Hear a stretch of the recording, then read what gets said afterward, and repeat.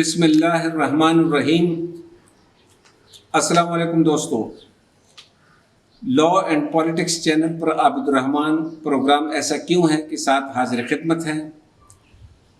اگر آپ نے پہلے چینل کو سبسکرائب نہیں کیا تو ابھی کر لیں۔ ناظرین، آج پروگرام ایسا کیوں ہے کا موضوع یا نکتہ یہ ہے کہ کسی بھی ملک کے دستور، آئین جسے ہم کانسٹیٹیوشن کہتے ہیں، میں شہریوں کے تمام حقوق یا اہم حقوق کا ذکر ملتا ہے، لیکن شہریوں کے فرائض کا ذکر یا تو نہیں ہوتا یا پھر بہت ہی کم ہوتا ہے۔ ایسا کیوں ہوتا ہے؟ مثال کے طور پر آئین پاکستان کے آرٹیکلز 8 to 28، آرٹیکل 8 سے 28 تک میں شہریوں کے بنیادی حقوق کو ایک جگہ اکٹھا کر کے ان کی نشاندہی کی گئی ہے، جبکہ اس کے علاوہ بھی کئی دوسرے آرٹیکلز میں جگہ جگہ جا بجا شہریوں کے بے شمار حقوق کا ذکر ملتا ہے، لیکن اس کے برعکس شہریوں کے فرائض کا ذکر اس تفصیل سے موجود نہیں ہوتا۔ کیا اس کا یہ مطلب ہے کہ شہریوں کے فرائض نہیں ہوتے، یا پھر شہریوں کے فرائض ہوتے ہیں لیکن وہ اتنے اہم نہیں ہوتے جتنے کہ ان کے حقوق اہم ہوتے ہیں؟ ایسا ہرگز نہیں، بلکہ اس کا جواب بالکل الٹ ہے۔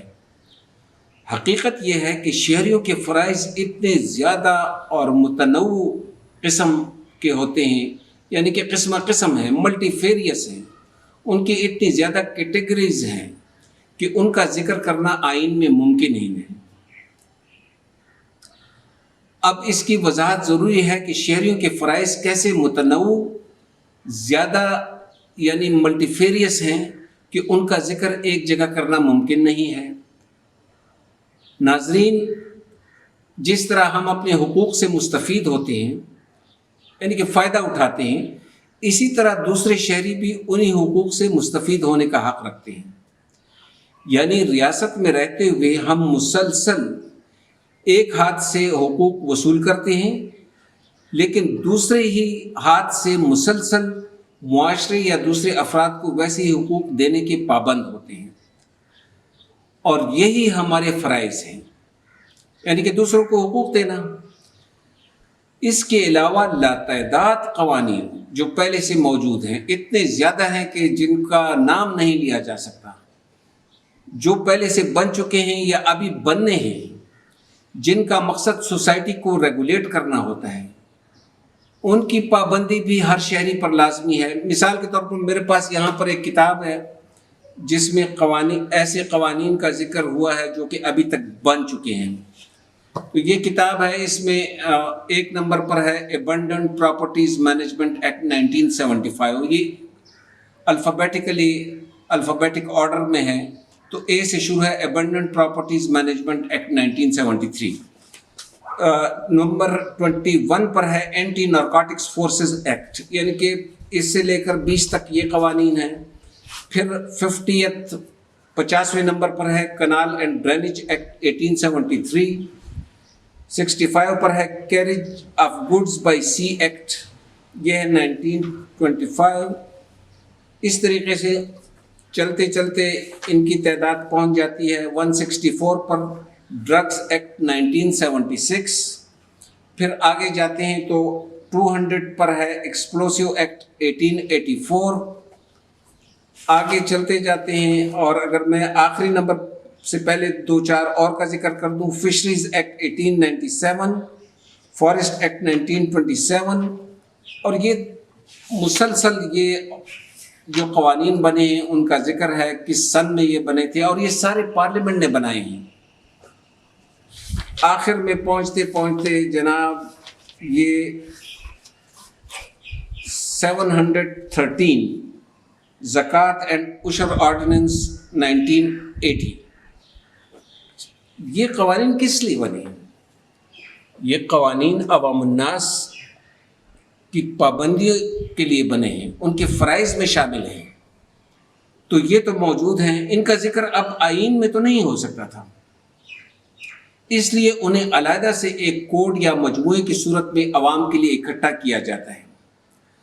پاکستان میں ایسے مجموعے کو، جس میں جو پینل کوڈ کہلاتا ہے 1860، جسے ہم اردو میں کہتے ہیں مجموعہ تعزیرات پاکستان 1860، اس میں کم از کم علیحدہ سے 510 ایسے کام ہیں یا ایکٹس ہیں جنہیں یا تو شہریوں نے لازماً اس سے اجتناب کرنا ہے، ورنہ وہ جرم کے زمرے میں شمار ہوں گے، یا پھر ایسے احکامات ہیں جو شہریوں نے لازمی کرنے ہیں، مثلاً بعض صورتوں میں پولیس، انتظامیہ اور لا انفورسنگ ایجنسی سے تعاون کرنا، ورنہ ایسا کرنا بھی جرم کے زمرے میں شامل ہے، اور قانون کی زبان میں اسے کیا کہتے ہیں؟ ایکٹ آف کمیشن یا ایکٹ آف اومیشن، یعنی جو کام کرنا ہے وہ نہ کیا تو یہ اومیشن ہوگا، اور اگر کسی کام کرنے سے منع کیا گیا ہے اور اسے کیا جائے تو وہ کمیشن، ایکٹ آف کمیشن ہوگا۔ اور پاکستان پینل کوڈ میں ہر حکم کی خلاف ورزی کی صورت میں سزا کا تعین بھی اسی کوڈ میں کر دیا گیا ہے۔ اچھا، یہ اتنے سارے قوانین، پھر اس کے بعد پاکستان پینل کوڈ، کیا شہریوں کے فرائض یہاں آ کر ختم ہو جاتے ہیں؟ ختم نہیں ہوتے، کیونکہ ریاست کا مطمع نظر، مقصد یا ٹارگٹ یہ بھی ہے کہ ہم ان شہریوں کو جن سے ہمیں معاشرے میں براہ راست واسطہ پڑتا ہے کہ حقوق بھی ادا کریں۔ اچھا، ان لوگوں سے ہمارا انٹریکشن یا واسطہ پڑتا رہتا ہے، اور اگر وہ حقوق ہم نہ دیں، یعنی کہ میں سول لائبلٹیز کی بات کر رہا ہوں، جو ہم اپنے بھائی کے ساتھ جو ہمارا تعلق ہے، بہنوں کے ساتھ جو تعلق ہے، دکاندار سے ہے، پڑوسیوں کے ساتھ ہے، ان سے کوئی تنازع آ جائے تو وہ سول لائبلٹیز ہوتی ہیں، اور عدالتیں ان لائبلٹیز کو امپلیمنٹ کرواتی ہیں اپنی ڈگریز کے ذریعے۔ اچھا، یہاں پر بھی حقوق، فرائض ختم نہیں ہوتے شہریوں کے۔ ایک اور کیٹیگری ہے کہ معاہدوں کی تکمیل اور پاسداری بھی شہریوں کی ذمہ داری ہے، یعنی کہ ہم وعدے کرتے ہیں کسی کے ساتھ، ہم کاروباری وعدے کرتے ہیں، تو ان کی، اسے ہم کہتے ہیں کنٹریکچوئل لائبلٹیز۔ ریاست کا یہ بھی انٹرسٹ ہے کہ ہم اپنی کنٹریکچوئل لائبلٹیز پوری کریں۔ اچھا، یہ 5-6 قسم کے تو میں نے آپ کو گنوا دی ہیں لائبلٹیز جو ہماری ہیں۔ اچھا، اتنی جامع، ہمگیر اور متنوع ذمہ داریوں کے بعد بھی، جن کا میں نے ذکر کر دیا ہے، تو کیا شہریوں کی ذمہ داریوں کی فہرست مکمل ہو جاتی ہے؟ جواب پھر بھی نام ہے، ہرگز نہیں، ایبسولوٹلی ناٹ، کیونکہ آج کل کے معاشروں میں، ترقی یافتہ ممالک میں، فرد کی ذمہ داریوں کا دائرہ بہت وسیع ہو چکا ہے، اور ہم بھی اسی سمت آگے بڑھ رہے ہیں۔ اس کا ذکر انشاءاللہ آئندہ پروگرام میں ہوگا۔ ناظرین، آج کے پروگرام میں صرف یہ وضاحت کی گئی کہ ایسا کیوں ہے کہ دساتیر یا کانسٹیٹیوشنز میں عوام کے حقوق کا ذکر موجود ہوتا ہے، لیکن ان کے فرائض کے متعلق زیادہ ذکر نہیں ہوتا، اور ہم اس نتیجے پر پہنچے کہ فرد کے فرائض کی فہرست اتنی طویل ہے کہ ایسا کرنا ممکن ہی نہیں ہے کہ آئین کے اندر وہ تمام فرائض منشن کر دیے جائیں۔